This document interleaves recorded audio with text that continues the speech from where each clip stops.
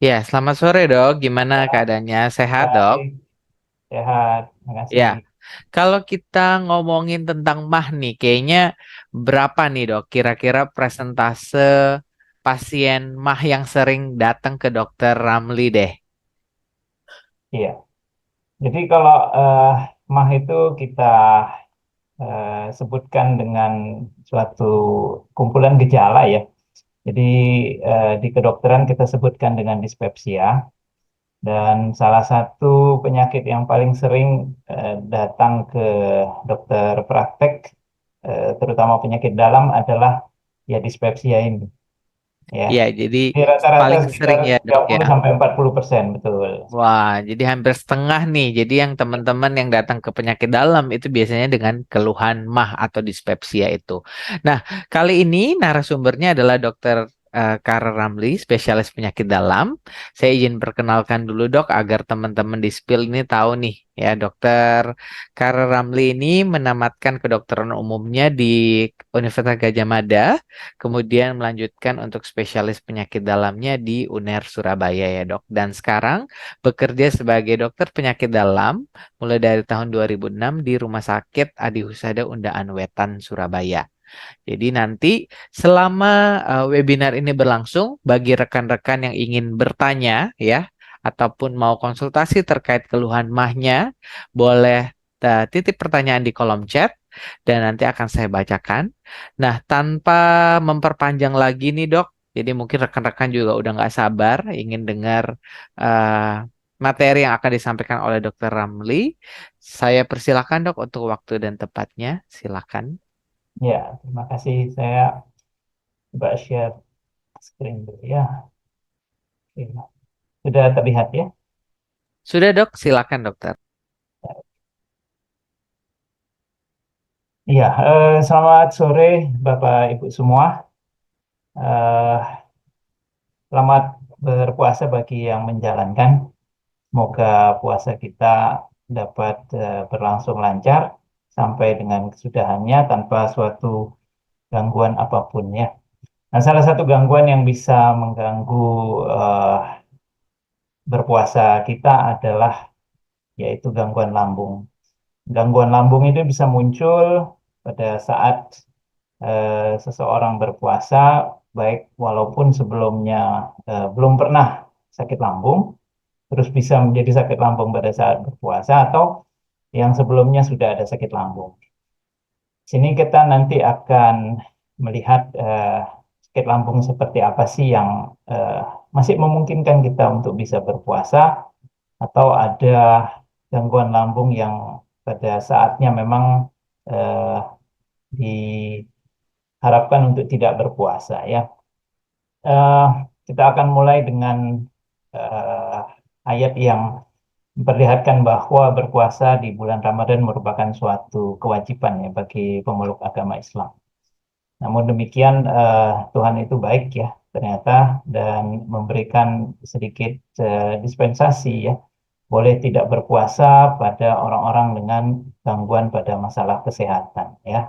Dan kalau misalnya itu bisa teratasi maka boleh diganti ya dengan berpuasa di hari lain atau eh, bahkan ada yang bisa membayar fidyah ini. Nah, apa yang terjadi pada orang yang berpuasa ya? Berpuasa Ramadan itu mungkin bisa sedikit ya seperti kalau yang sekarang agak terkenal yaitu intermittent fasting ya. Nah, ini juga intermittent fasting ya. Cuman pada saat berpuasa Ramadan tidak boleh minum air. Nah, masalahnya itu ya. Nah, eh, pada saat orang berpuasa Ramadan maka akan terjadi perubahan-perubahan berikut ya. Salah satu yang nomor pertama itu adalah perubahan pola makan. Sudah jelas pada saat eh, kita tidak berpuasa maka bangun pagi makan sekitar jam 6 jam 7 itu sudah terbiasa ya membentuk pola seperti itu. Nah, tubuh manusia itu eh, dibentuk oleh suatu kebiasaan ya. Nah, kalau kebiasaan itu sudah terbentuk, maka kita akan berasa nyaman dengan kebiasaan itu. Nah, apabila ini diganggu, banyak atau sedikit juga akan terjadi perubahan dan itu memberikan gangguan pada beberapa organ kita. Nah, kalau pada saat kita berpuasa Ramadan, maka yang terjadi sarapan yang jam 7 pagi itu diganti menjadi sahur. Ya, itu bisa sekitar jam 3 pagi. Ya. Nah, apa yang terjadi, perut kita sebenarnya itu tidak siap. Ya, karena sudah terbiasa jam 7 baru siap. Kalau jam 3 pagi itu tidak siap. Apa yang terjadi, eh, akan terjadi gangguan pada proses pencernaan. Itu sudah pasti ya. Dan kemudian nanti eh, karena tidak terbiasa, maka pada saat diisi pun eh, lambung kita tidak akan mengembang dengan sempurna sehingga makannya menjadi tidak terlalu banyak juga ya. Dan kemudian yang kedua adalah terjadi dehidrasi ya. Dehidrasi sudah pasti karena tidak minum. Walaupun kita tetap beraktivitas, kita tidak minum. Suatu kebiasaan yang pasti kita lakukan pada saat kita tidak berpuasa. Nah, dehidrasi ini eh, bisa terjadi ringan, ya, kalau misalnya kita bisa menjaganya dengan baik, ya, dan tidak menjadi dehidrasi yang berat. Nah, nanti eh, ada caranya, ya, karena berpuasa pada saat Ramadan itu adalah sesuatu yang sudah direncanakan, ya, dan kita bisa mengatur strateginya. Jadi nanti kita lihat strateginya bagaimana supaya kita tidak terjadi dehidrasi. Ya. Kemudian yang ketiga terjadi perubahan pola tidur. Kita biasa bangun jam 6, jam 5, ternyata harus bangun lebih pagi lagi ya untuk mempersiapkan makanan. Kemudian setelah sahur beberapa orang ya memang tidak bisa tidur lagi ya sehingga akhirnya eh, terjadi gangguan pada tubuh kita yang disebabkan karena perubahan pola tidur ya. Hormon-hormon terjadi perubahan sehingga nanti juga akan menimbulkan gangguan. Nah, ketiga gangguan ini ya itu juga nanti akan membuat yang keempat ini ya terjadi stres tersendiri dan terjadi peningkatan stres eh, pada tubuh kita, eh, baik karena perubahan yang tiga di atas tadi juga pada bulan Ramadan stresnya bukan hanya pada saat berpuasa saja, tetapi di luar dari urusan berpuasa, misalnya seperti eh, akan menghadapi Lebaran, pemikiran tentang THR ya, kemudian mudik, kemudian bagaimana nanti macet ya, itu juga menjadi proses stres tersendiri. Dan pada akhirnya bagi orang-orang yang sensitif, maka ini yang akan terjadi. Ya. Perut menjadi perih, kembung, begah, cepat penuh, makan sedikit sudah rasanya kenyang, melilit, kemudian sering bersendawa, terus mual. Ya. Nah, semua gejala-gejala ini kita sebutkan dalam suatu sindrom yang disebut dispepsia, ya. Pada istilah kedokterannya disebut dispepsia, dan seperti saya bilang ini merupakan salah satu keluhan yang paling sering diajukan pada saat eh, pasien datang ke praktek dokter, ya. Dan pada awam memang disebut dengan sakit mah. Mah itu bahasa Belanda, artinya adalah lambung. Ya, jadi eh, sakit lambung itu sesuatu yang memang sering terjadi, ya, karena telat makan, ya, dengan segala implikasinya atau makanan yang salah. Nah, eh, sakit mah atau dispepsia adalah sesuatu yang bersifat umum. Nah, kalau yang bersifat khusus itu harus kita lihat lebih lanjut dalam artian eh, penyebab atau apa yang terjadi di dalam lambung kita itu bisa kita lihat sebenarnya ya dengan prosedur endoskopi. Nah, dengan endoskopi kita bisa memasukkan kamera ya lewat selang begitu ke dalam saluran cerna. dan kita bisa melihat apa yang terjadi di dalamnya. Nah, pada sore hari ini kita akan melihat, kita fokuskan kepada penyakit-penyakit yang disebabkan karena peningkatan asam, ya, asam lambung. Itu disebut dengan penyakit akibat asam lambung atau acid-related diseases, ya. Jadi dikarenakan karena produksi asam yang berlebihan, maka ada tiga penyakit yang akan bisa terjadi, yang paling sering kita dapatkan, ya. Nah, setelah kita masuk ke melalui endoskopi, kita bisa melihat permukaan dari lambung, ya. Dan itu tidak bisa dilihat dengan pemeriksaan lain, ya. Hanya dengan pemeriksaan endoskopi saja kita bisa lihat. Nah, yang pertama adalah penyakit yang paling ringan, ya, disebut dengan gastritis. Akhiran itis itu adalah artinya radang, gastr itu adalah lambung, jadi gastritis artinya adalah peradangan pada lambung. Peradangan itu kita bisa lihat, ya, sama seperti yang terjadi pada kulit kita.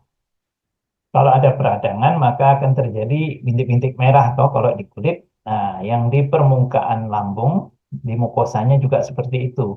Seperti ini bintik-bintik merah ini, ya. Yang putih-putih ini lampu, ya, lampu-lampu dari skupnya itu. Nah, merah-merah dia, ya, terjadi eritema. Nah, itu disebut dengan peradangan pada lambung atau gastritis. Nah, kalau eritemanya itu atau kemerahannya itu hanya pada permukaan, ya, itu hanya terasa eh, apa, peri-peri saja sedikit, ya, begah begitu. Tetapi kalau misalnya lebih dalam lagi, maka bisa terjadi lecet, ya, terjadi erosi seperti yang kita lihat di sini. Ini erosi. Lecet kecil-kecil seperti ini sama seperti lecet di kulit. Ya, lecet di kulit itu eh, kena air saja kita sudah merasa perih, ya. Apalagi yang di dalam lambung itu isinya asam. Jadi memang menyebabkan nyeri. Nah, ini pada kondisi yang akut. Nah, kalau pada kondisi yang lebih lama lagi, kita sebutkan gangguan yang kronis, maka gambarannya itu menjadi seperti ini. Eh, ada garis-garis merah seperti ini, seperti orang habis dikerik, ya. Ah, atau kalau bisa lebih banyak lagi, itu eh, kita ingat seperti permukaan kulitnya semangka, ya, permukaan kulitnya semangka. Jadi itu disebut dengan watermelon stomach. Seperti ini, ya. Jadi itu eh, terjadi pada kondisi gastritis kronis, ya. Itu artinya berarti sudah lama. Jadi artinya dia terekspos pada kondisi asam yang lebih lama daripada yang gastritis akut tadi. Itu yang bagian permukaan. Jadi selalu masih yang superficial, ya, di atas. Nah, bagaimana kalau dia masuk lebih dalam lagi? Jadi kita ingat di apa? Di lambung kita itu dindingnya itu ada beberapa lapisan, ya, lapisan atas, lapisan mukosanya, kemudian lapisan di bawah mukosa namanya submukosa, kemudian ada lapisan di bawahnya lagi itu muskularis, itu ada otot-ototnya, dan di bawahnya lagi baru ada lapisan yang ada pembuluh darahnya, ya. Nah, kalau itu eh, lecet atau erosi tadi itu sampai ke bawah, ke lapisan yang ada pembuluh darahnya, ya sudah pasti akan terjadi perdarahan. Nah, perdarahannya itu tergantung sampai eh, pada kena pada pembuluh darah yang seperti apa. Kalau misalnya kena pembuluh darah yang arteri, ya, arteri itu pembuluh darah yang mendapatkan alirannya dari jantung. Jadi pada saat jantungnya kontraksi, tekanannya pasti tinggi. Nah, kalau terjadi perdarahan atau bocor pada eh, pembuluh darah arteri, maka darahnya itu keluarnya nyemprot, ya, seperti ini, ya. Ini darah. Jadi persis seperti tekan gitu. Ini muncrat, ya. Nah, darahnya itu muncratnya itu persis seperti denyut jantung kita. Dek dek dek, ya, muncrat begitu. Jadi itu banyak sekali dan ini mengancam jiwa, ya. Ada juga yang hanya merembes, ya, Nah, ada yang sudah merembesnya berhenti, tapi masih tampak pembuluh darah yang muntuk-muntuk begitu. Itu bisa terjadi perdarahan ulang. Ya, kalau yang ini risiko masih besar terjadi perdarahan ulang. Kemudian yang berikutnya, ya ini sudah terjadi darah yang mengering. Ya, sama seperti kulit, kalau darah mengering itu jadi hitam ya. Nah, ini sudah ada plaknya di sini disebut dengan clot ya. Dan kalau clotnya ini sudah tinggal sedikit, ya kita sebutkan dengan pigmented spot ya. Ini yang lain sudah bagus, sudah mulai menyembuh. Dan kalau sudah tipe 3, maka dia sudah mulai sembuh sekali. Ya, ini sudah lebih aman. Ya, itu disebut dengan ulcus pepticum. Ulcus atau ulcer ya itu eh, luka yang dalam. Ya. Dan yang ketiga adalah yang ini, ya disebut dengan GERD. Jadi GERD ini terkenal ya, terkenal karena ada suaminya artis katanya yang meninggal karena ini. Ya, padahal bukan ya. GERD tidak menyebabkan kematian secara langsung ya. GERD itu adalah kepanjangan dari gastroesophageal reflux disease. Jadi penyakit reflux. Reflux itu adalah pembalikan aliran. Aliran apa? Aliran asam.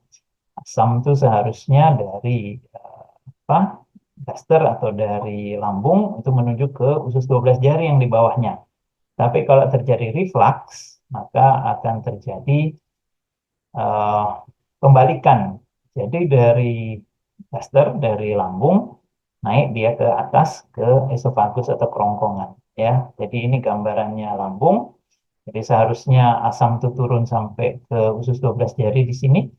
Tapi karena sesuatu dan lain hal, klep antara kerongkongan dengan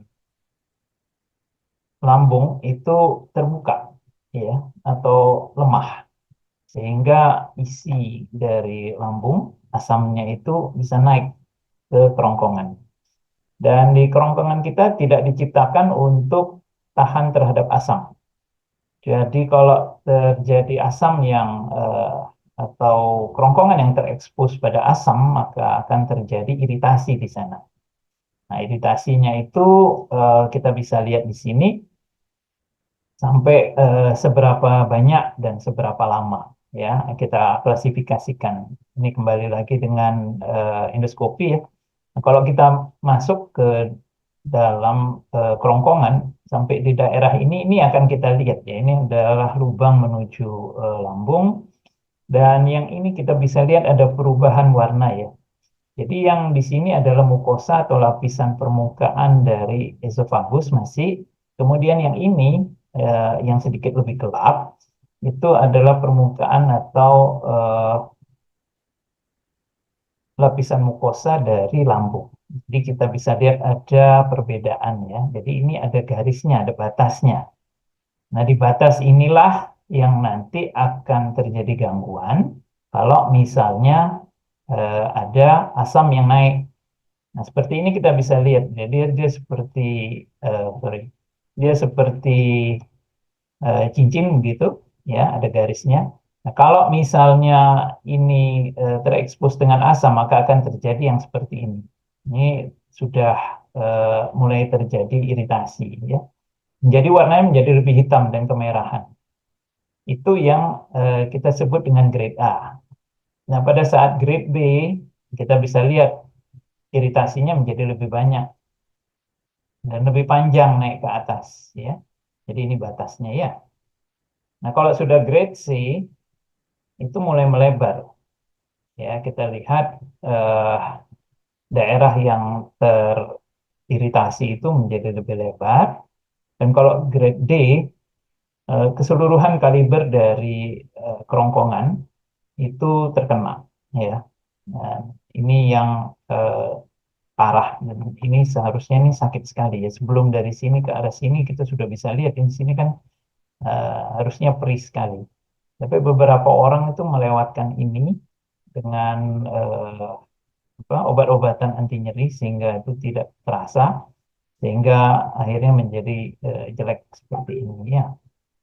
Jadi itu adalah 3 penyakit akibat asam yang paling sering ya, yang paling sering kita dapatkan. Ada banyak lagi gangguan pada lambung, tapi kita fokus pada sore hari ini pada tiga penyakit ini saja ya.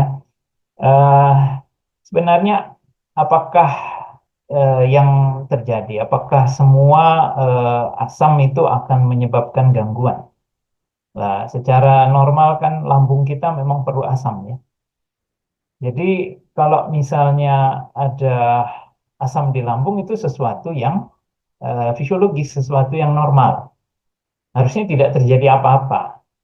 Jadi eh, mengapa terjadi gangguan? Itu terjadi karena adanya ketidakseimbangan antara faktor yang agresif, yang merusak, dengan faktor yang defensif. Jadi faktor defensif inilah yang nanti akan menahan supaya tidak terjadi kerusakan. Ya, jadi ternyata ada faktor defensifnya. Jadi apa itu? Ini adalah mukus. Mukus itu adalah lendir yang diproduksi oleh sel-sel permukaan di lambung. Jadi di lambung kita itu ternyata selnya bukan cuma satu jenis, ya, ada beberapa jenis yang mengeluarkan beberapa bahan yang berbeda. Jadi ada sel parietal yang mengeluarkan asam dan juga ada sel-sel epitel yang mengeluarkan yang namanya mukus atau lendir. Nah, di mukus ini adalah suatu barrier atau penahan ya, sehingga sel-sel epitel ini tidak terekspos, tidak terkena dengan asam yang di atasnya ya. Dan juga mereka memproduksi namanya bikarbonat ya. Bikarbonat itu suatu basa. Jadi dengan adanya basa di sini itu melindungi terhadap asam yang di atasnya. pH-nya bisa 7 ya, netral ya. Sedangkan pH di lambung itu untuk mencerna makanan, pH-nya adalah 2 ya. Itu asam sekali ya, termasuk asam kuat ya. Nah, juga adanya blood flow. Jadi aliran darah yang bagus ya, itu membuat pertahanan daripada dinding lambung itu menjadi lebih kuat ya. Dan itu dipastikan dengan adanya nitrous oxide dan prostaglandin ya. Bahan-bahan ini akan melebarkan pembuluh darah. Jadi pembuluh darah yang melebar itu menyebabkan ini ya, growth factor dan cell renewal. Jadi perbaikan pada sel-selnya itu menjadi baik ya, sehingga tidak terjadi kerusakan, tidak terjadi lecet ya, dan adanya antioksidan defense. Jadi memang ada pertahanan yang dibentuk oleh sel-sel di lambung sendiri.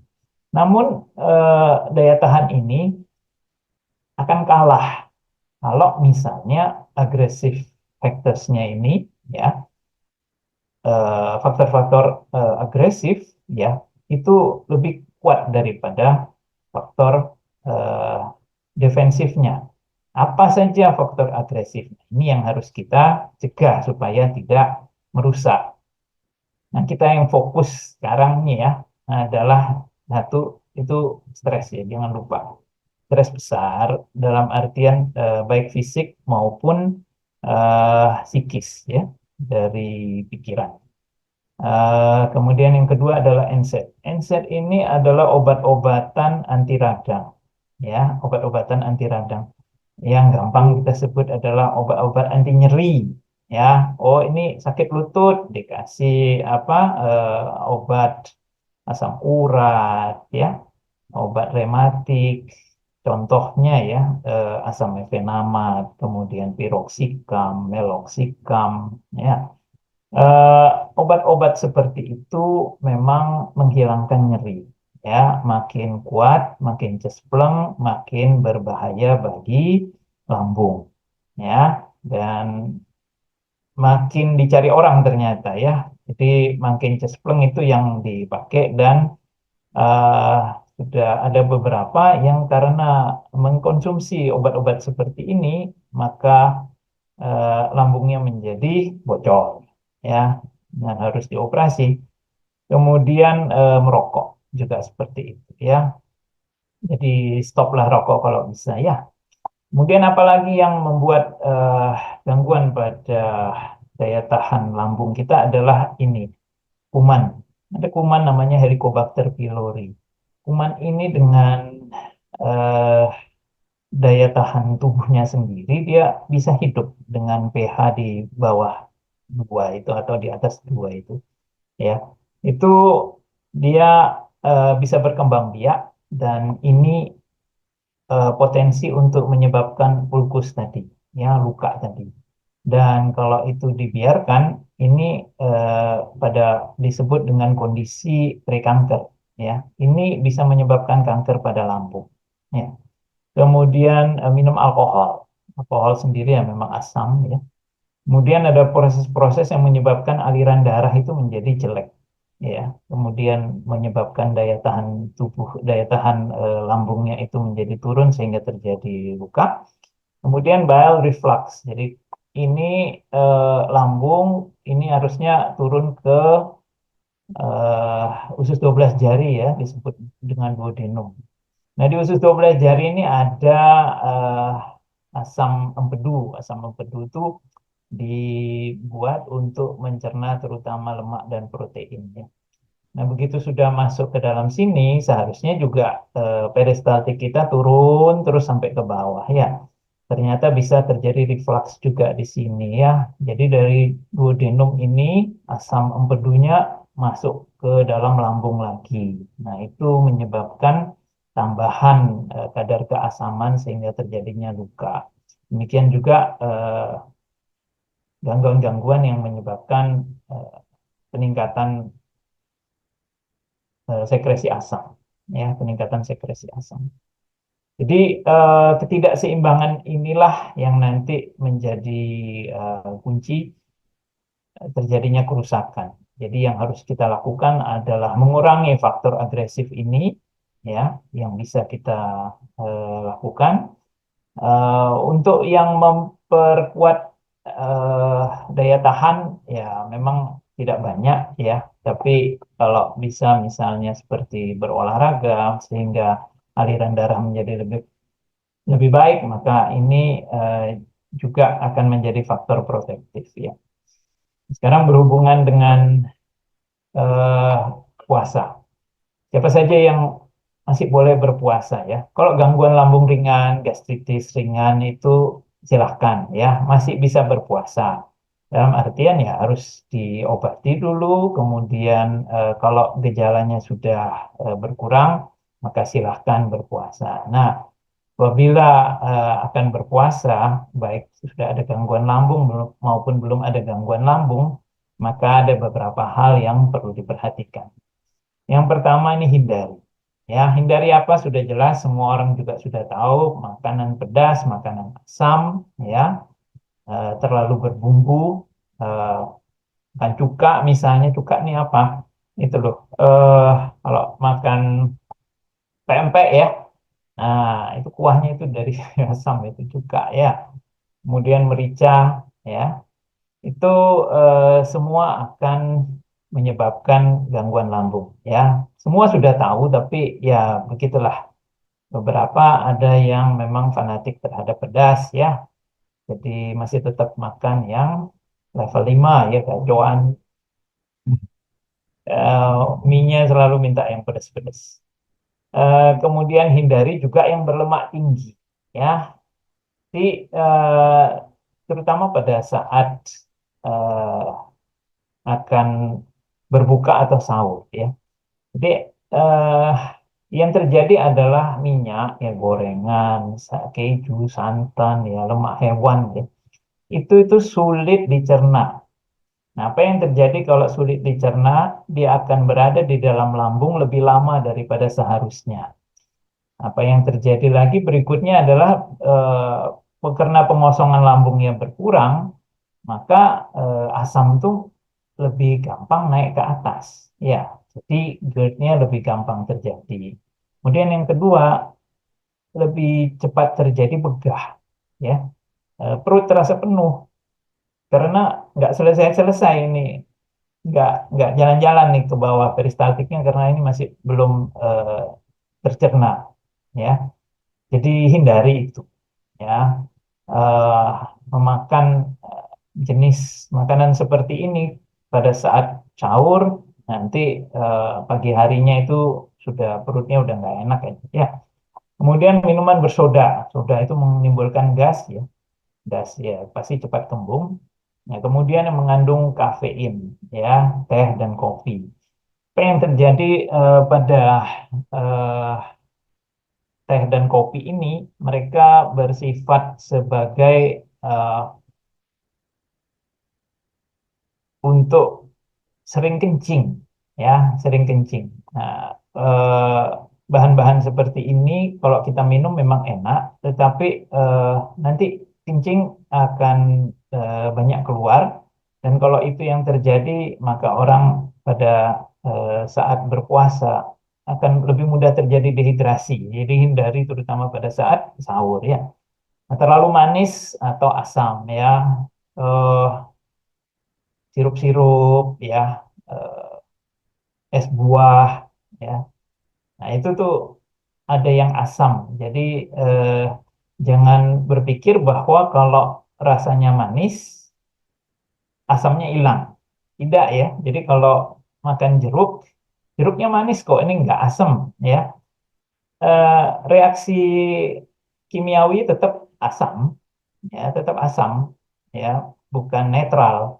Sedangkan rasa manis itu hanya menutupi rasa asamnya, bukan menghilangkan atau menyebabkan asamnya menjadi netral, tidak ya. Terlalu manis biasanya itu cepat mengenyangkan, tetapi tidak ada apa tidak ada faktor gizi lain yang diperlukan. Cepat kenyang memang, tetapi juga dengan demikian menjadi lebih cepat lapar karena mudah sekali habis ya karbohidrat itu. Kemudian obat-obat pereda nyeri seperti saya bilang tadi. Nah, kalau sakit kepala gimana? Ya, yang aman itu adalah paracetamol. Ya, silahkan minum paracetamol. Ya, sakit kepala atau pegel-pegel silahkan. Ya, jangan yang lain. Kemudian stop rokok. Ya, terus apa yang harus kita lakukan? Perbanyak makan buah dan sayur. Buah dan sayur ada airnya, ya hidrasinya bagus. Dia bertahan kenyang lebih lama, ya. Banyak serat, kemudian eh, vitamin, ya. Itu yang diperlukan untuk kebugaran kita. Jadi tapi ya bukan cuman sedikit ya, harus banyak. Jadi kalau mau dilihat yang seharusnya separuh dari piring kita itu isinya ini nih, buah dan sayur. Ya, yang sehat itu adalah seperti itu. Kemudian proteinnya apa? Jangan memilih lemak itu tadi. Ya, kalau bisa ya yang ayam ya, tanpa kulit. Ya, sekarang kita sudah tahu bahwa daging merah itu ya, daging sapi, kambing misalnya, itu kan harus dikurangi, jangan terlalu banyak yang dikonsumsi. Lebih aman unggas memang ya ayam, tapi tanpa kulit karena di situ kulitnya itu mengandung eh, lemak ya. Kemudian ikan, atau kalau mau daging ya jangan yang berlemak. Dan cara memasaknya jangan digoreng ya, dibakar atau dipanggang ya, atau dimasak seperti direbus gitu ya. Kemudian ya ini, kalau mau berbuka, jangan dengan air yang terlalu dingin. Air terlalu dingin itu ternyata menyebabkan kontraksi pada fundus lambung. Jadi bagian dari lambung yang memproduksi asam. Jadi eh, terlalu dingin akan merangsang dia memproduksi asam. Ya. Kemudian makan dalam porsi yang kecil. Ya, jangan buru-buru. Kecil itu dalam artian supaya lambung kita itu bisa mencernanya dengan baik. Ya, sesuatu yang masih dalam kapasitas dari lambung, karena lambung terutama misalnya setelah puasa lama, itu lambung itu ya paling kecil sekali kan ya, karena dia mengkeret tidak ada isinya ya. Dan untuk bisa mencerna dia perlu dilebarkan. Nah, dilebarkannya itu butuh waktu. Jadi porsinya kecil dulu, jangan buru-buru dimakan ya. Karena kalau terburu-buru pelebaran dari lambung itu juga terlalu cepat sehingga ya mulai lagi begah, kemudian eh, yang terjadi asam lebih mudah naik ke atas ya. Kemudian setelah makan jangan langsung berbaring Ya, upayakan ya sekitar 1 jam lah paling tidak untuk bisa tetap duduk tegak. Mengapa? Karena dengan demikian kita mencegah asamnya itu mengalir ke atas ya ke kerongkongan untuk mengurangi gejala GERD-nya. Kemudian minum cukup air ya, upayakan sahur itu minum cukup air dan jangan terlalu jauh ya dari saat berpuasanya ya, karena air itu penting dan itu harus kita eh, cukupkan dulu ya sebelum memulai berpuasa. Perlu memang istirahat cukup demi kebugaran tubuhnya. Nah, olahraga ringan masih tetap kita anjurkan. Yang ringan saja ya. Ya jangan di siang hari, ya di sore hari ya. Oh, ngabuburit begitu ya sambil dengerin eh drama tentang lambung ya. Kemudian minum obat lambung bila perlu ya. Jadi kalau memang muncul gejala, minumlah obat lambung. Saya rasa demikian ya. Semoga bermanfaat. Silahkan kalau ada yang ingin bertanya. Oke, terima kasih Dokter Ramli atas penjelasannya yang sangat amat lengkap ya.